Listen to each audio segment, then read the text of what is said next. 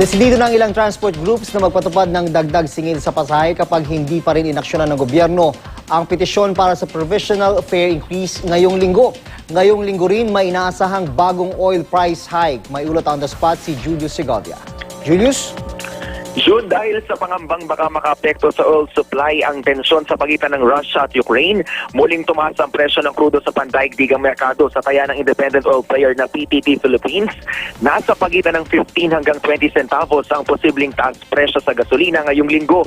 Wala naman daw paggalaw sa presyo ng diesel.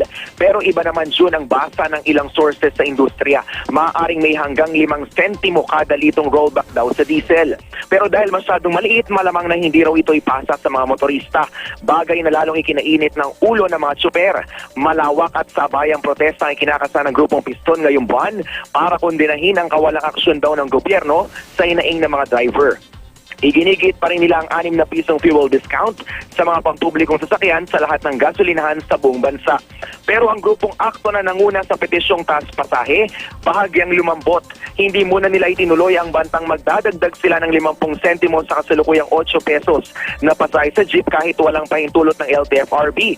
Ayon kay Efren De Luna, ang presidente ng grupo, nangako na raw kasi si LTFRB Chairman Winston Hines sa pagdinig noong Biyernes na dedesisyonan na ang kanilang hiling na 50 centavos provisional fare increase ngayong linggo.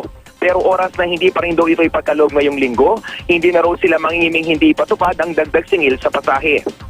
Hindi lang naman daw kasi presyo ng petrolyo ang batayan sa paggalaw ng pasahe, kundi pati na rin ang spare parts na nanatili raw mataas ang presyo. Yan muna ang pinakasariwang balita mula pa rin dito sa Quezon City. Balik sa iyo, Jude. Maraming salamat, Julius Segovia.